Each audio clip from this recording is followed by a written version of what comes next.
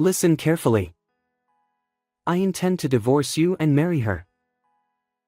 There's an age gap, but he's wealthy and kind. I'll be happy. Divorce him for me, will you? Are you listening? I had always suspected something, but it turned out my husband and my daughter were indeed in a romantic relationship. Marry her? I don't understand. We've been together for a long time. I love her. Frank confessed his relationship with her, unashamed and somewhat proud. If one is an older woman and the other is a young one with the same face, of course, I'd choose the younger one. She looks like you, so isn't that fine? Their affair had apparently been going on for nearly 10 years. It was unbelievable. They had deceived me for years. Frank was 58, and Daniel was 38. Despite the significant age difference, it seemed not to matter to them. They laughed heartily at my shock. I could somewhat tolerate my husband's betrayal. Our marriage had been cold for a long time. But her betrayal was harder to bear. She was the daughter I had raised with all my might. So, I revealed a hidden fact to her. She turned pale immediately. My name is Sophia. When I was 30, my then healthy and hardworking husband died in an accident. Despite my grief, I was determined to work hard for my only daughter, her. Daniel was 10 years old when her father died, and I worked tirelessly to support her. Although my parents provided some financial help, I couldn't rely on them forever. So, I juggled multiple jobs to cover our monthly expenses. During the day, I worked at a diner and at night, at a bar. She went to daycare during the day and my parents' house at night. I didn't want her to feel lonely, but I had to cut back on our time together for work. On my rare days off, I spoiled her with things she liked and took her places. That was my purpose in life. Years passed, and she turned 18. She got into her desired university and was set to start living on her own in the spring. When she left, she said to me, "Mom, thank you for raising me. Now, please enjoy your life at your own pace." At that time, I was dating a regular customer from the bar. Frank, knowing I was a widow and a single mother, was kind and praised me for raising my daughter well. It's admirable that you raised your daughter so well. Encouraged by her words, I decided to remarry Frank. Once she settled into university life, I introduced him to her. "Nice to meet you. I'm her daughter." Nice to meet you too. You look just like your mother. You're beautiful. Frank seemed surprised by how much she resembled me in my younger days. "Please take care of my mother." She bowed deeply. Despite having made her feel lonely before, she now wished for my happiness. I was overjoyed at how kind-hearted she had grown. 20 years passed. Frank climbed the corporate ladder and became an executive. Daniel worked at a major apparel company after graduating from university. I quit my night job after marrying and continued my daytime job.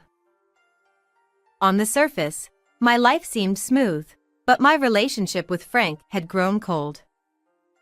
Looking back, his attitude changed soon after we married. While dating, he was kind and cheerful, but after marriage, he often ignored me, saying he was tired. As he rose in his career, he worked more overtime and weekends, reducing our time together. But oddly, he welcomed Daniel warmly whenever she visited. "Oh, Dad, you're so funny." Is that so? Well, at that time. They often had conversations I couldn't understand, making me feel isolated. Normally, It would be good for a daughter and husband to get along, but their closeness made me uneasy. Despite rarely talking to me, Frank was very engaged with her. Was I jealous? No, their closeness seemed unusual to anyone. My suspicions were confirmed. Hey, Sophia, are you good with Frank? During a visit to my parents' house, my mother asked me this with a complicated expression. I had never discussed my marital issues with her, not wanting to worry her. Why do you ask all of a sudden? I debated whether to tell you, but I saw something. She began to explain. Despite being nearly 80, my mother often went out alone. Recently, she had taken a train to a nearby town for shopping and saw something. I saw Frank and Daniel walking arm in arm. It was inappropriate, so I felt uneasy. Wait, that can't be. Frank is supposed to be overseas.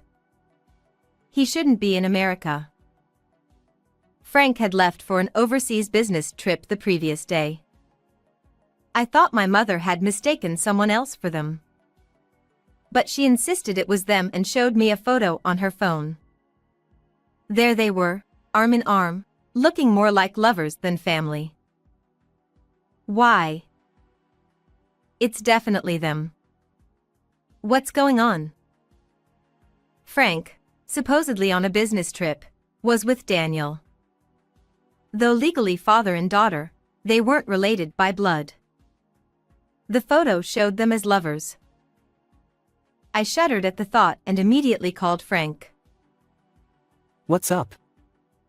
I'm still out. Call later if it's not urgent. Where are you? Aren't you on a business trip? Of course.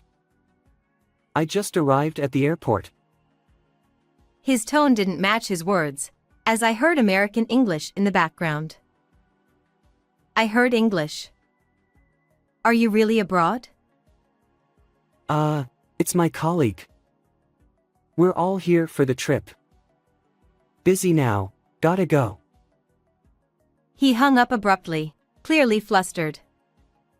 Suspicious, I called her next. Hello, Mom.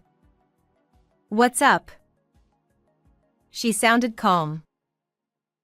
Where are you? At a restaurant with colleagues. Why? She sounded sincere, but I noticed the same music from Frank's call playing in the background. They were together. Days passed with my doubts unresolved until Frank's 60th birthday approached. We planned a party at home, inviting Daniel. Despite my suspicions, I prepared for the party. On the day, Daniel arrived as planned. Here, this is a present for you, Papa. You said you liked it before, remember? I found it at a store and bought it. I thought you'd be happy. Daniel handed a wine bottle to Frank. Sure enough, it was a brand that Frank liked. Oh. You remembered, I'm happy. Let's drink it together right away. Hey, Sophia, hurry up and prepare the meal. Contrary to his attitude toward Daniel, Frank treated me like a housemaid. Even after we sat at the table to start eating, they flaunted their closeness. Hey, when did you two become so close? You seem unusually comfortable with each other. Unable to contain myself, I said this sarcastically, and Frank smirked maliciously. Ha ha ha, what's this? Are you bothered by it? Well, it's a good opportunity. I think it's time to tell you the truth. Saying this dramatically, Frank pulled out a piece of paper from his pocket and thrust it in front of me.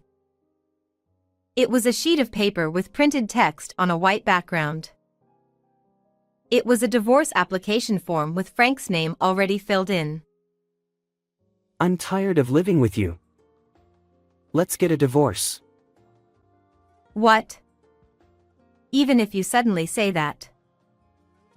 Ignoring my bewilderment, Frank and Daniel started saying something outrageous.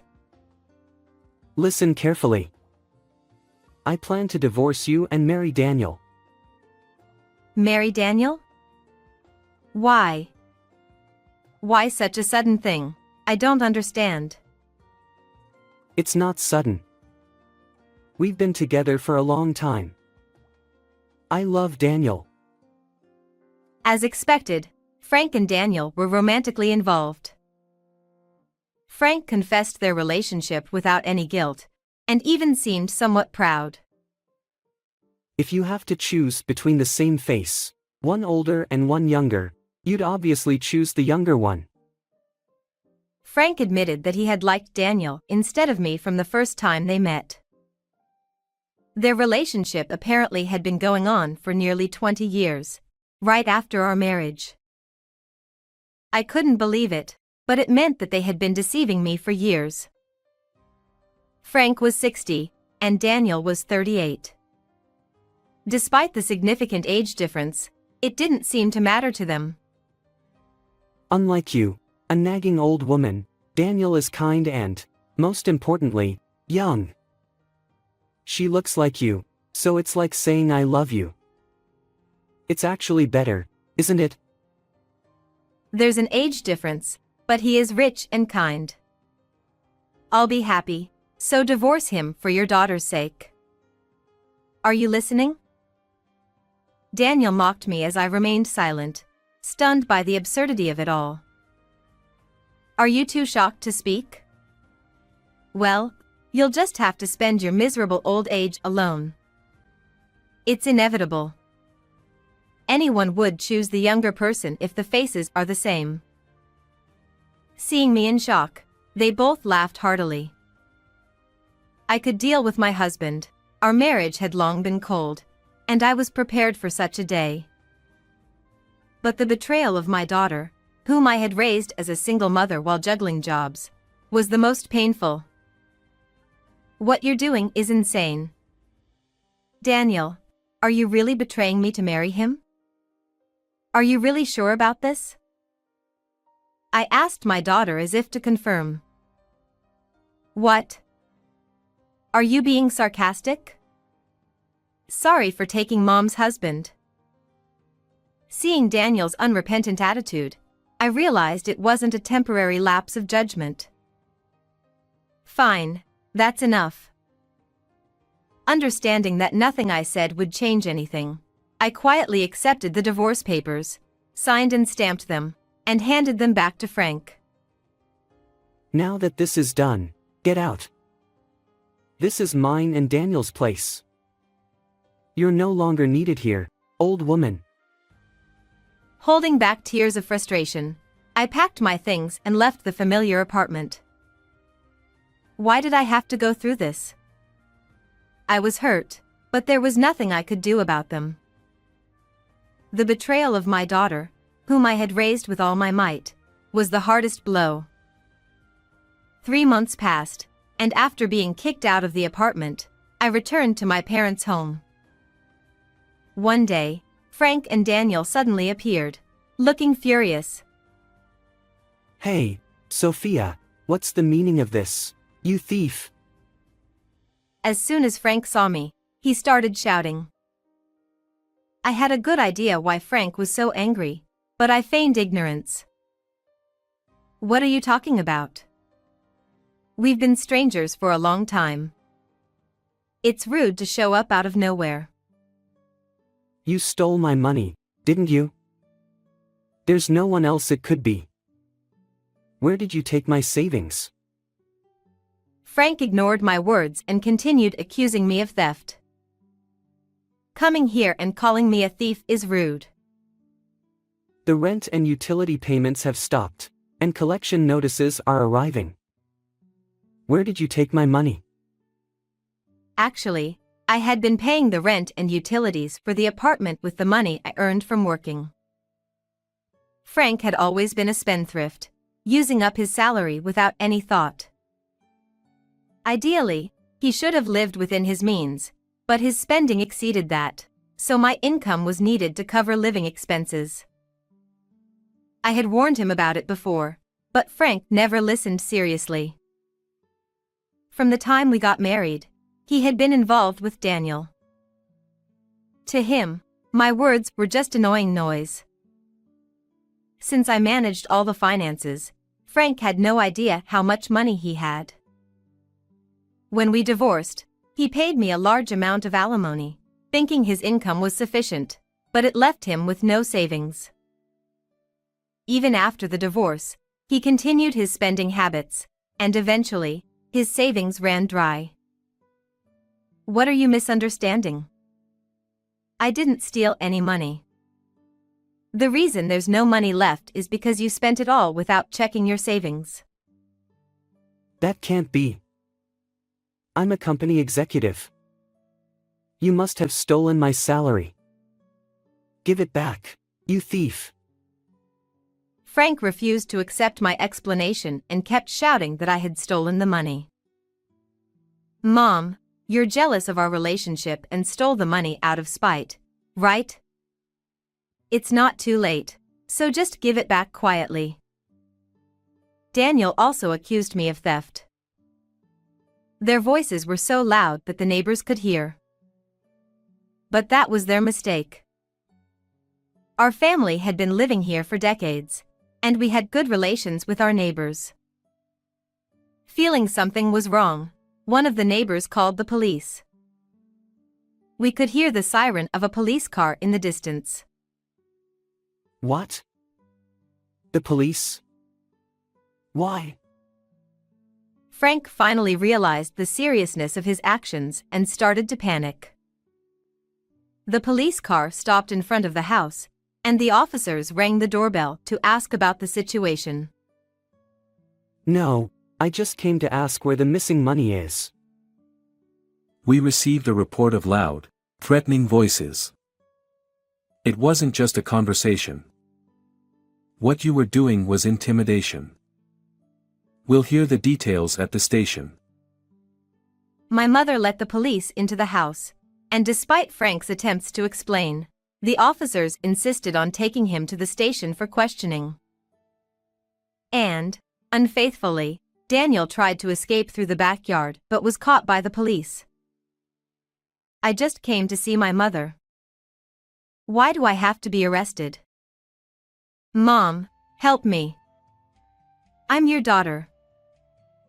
Daniel pleaded with me to help her. She's claiming to be your daughter. Is that true?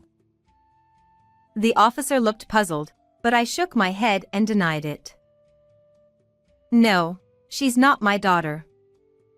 She's my niece.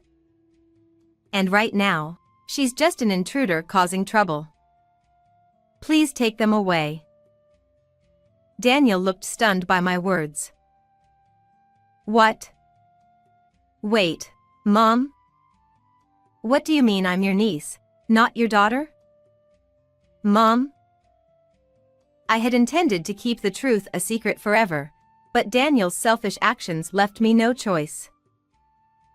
In reality, Daniel was not my child but the child of my twin sister, Nancy. Nancy had rebelled against our parents from a young age and ran off with a man she picked up in town. After having a child, Nancy was abandoned by the man and returned home, but our parents disowned her. Nancy planned to put the child in an institution, but I, who was married and struggling to have a child, felt sorry for Daniel and decided to take her in.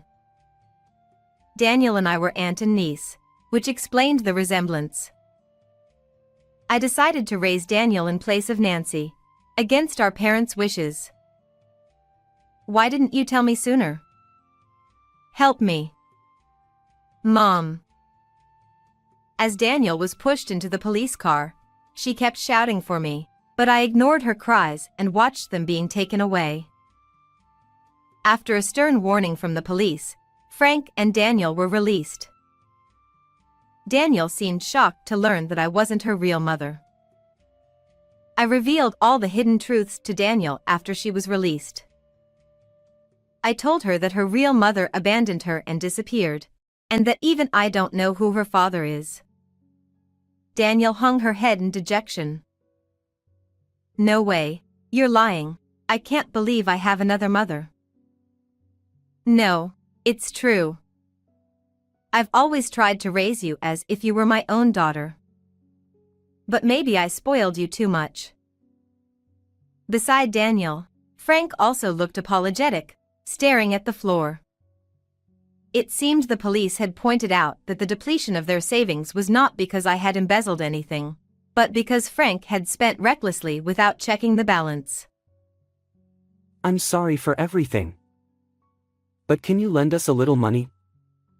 Come on, we were married. Please, even if I'm not your daughter, we're still blood-related family, right? You can't abandon family in need, can you? Despite their persistent pleas, my parents and I kicked them out of the house. Don't ever come near us again. You're not family anymore. After being refused by us, they went to Frank's family and friends to borrow money. But Frank's reputation as a man who cheated on his wife with her daughter had spread, and no one was willing to lend them money. Realizing they had no choice but to live within their means, they moved into a small apartment. But then, a woman in her 60s suddenly visited Daniel. Daniel, you've grown into such a fine adult. I'm your mother. I'm in trouble and need money. Can you help me? What are you saying, showing up out of the blue? As Daniel and Frank tried to turn her away, the woman forced her way into their apartment. Your real mother is in trouble. As my daughter, you should help me. The woman, dressed in makeup that made her look younger than she was and an age-inappropriate miniskirt, was my twin sister Nancy, who had abandoned Daniel and disappeared. Disowned by our parents, Nancy had flitted from one no-good man to another, now drowning in debt and struggling to survive. Nancy knew where Daniel lived because, during her recent attempt to borrow money from our elderly parents, I had given her Daniel and Frank's address. A few days ago, desperate for money, Nancy had visited our parents for the first time in decades. I had the presence of mind to suggest, why don't you try relying on your own daughter? And gave her Daniel's address. You abandoned me, and now you call yourself my mother? Get out.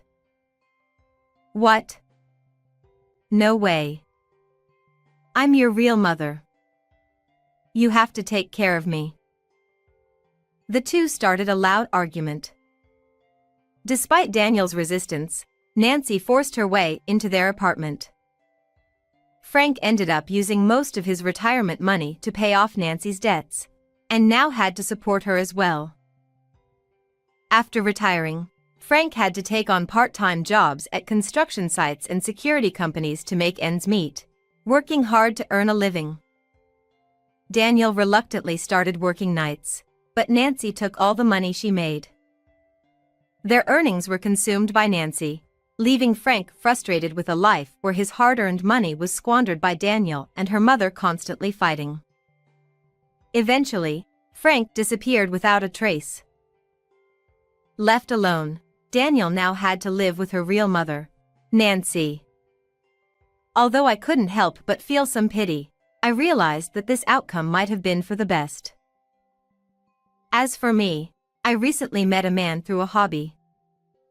He lost his wife a few years ago and lives alone now. We're not sure if we'll get married, but we enjoy spending time at each other's houses, maintaining a good relationship. He's great at cooking and often makes my favorite pasta.